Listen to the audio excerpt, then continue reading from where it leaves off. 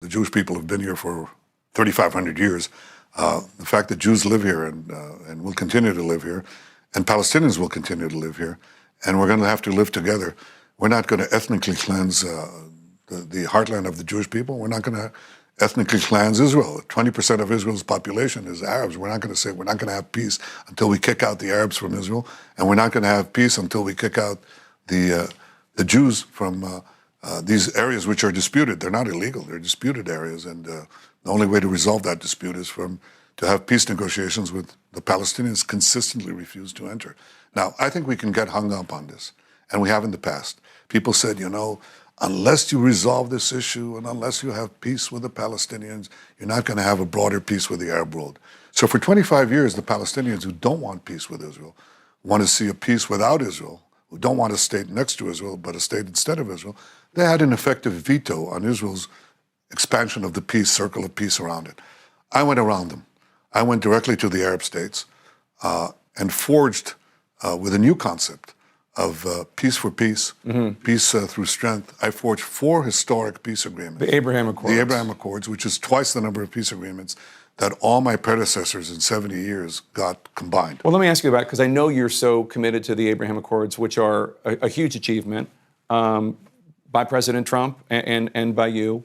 And I know you want to keep going. What happens when, let's say the big prize is, I know Sudan's on the table, some of these Southeastern Asian countries are on the table, but the big prize is Saudi Arabia, obviously.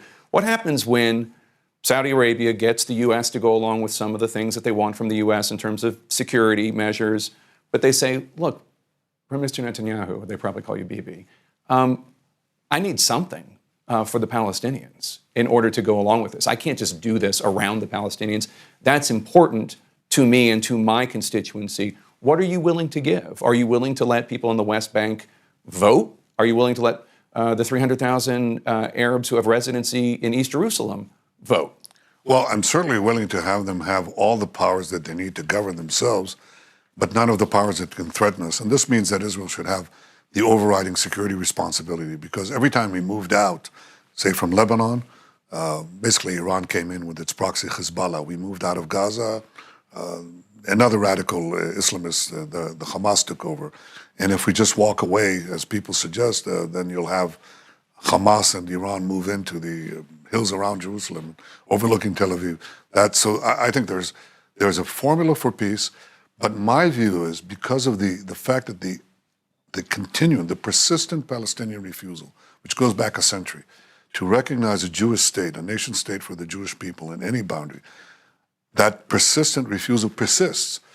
If we wait for them, we're not going to have peace. People said you have to work your way outside in, first inside out. First, peace with the Palestinians, peace with the Arab world. I think realistically it's going to be the other way around. But if we make peace with Saudi Arabia, it depends on the Saudi leadership, and bring effectively the Arab-Israeli conflict to an end, I think we'll circle back to the Palestinians and get a workable peace with the Palestinians. I think that's possible, and I think that's the way to go.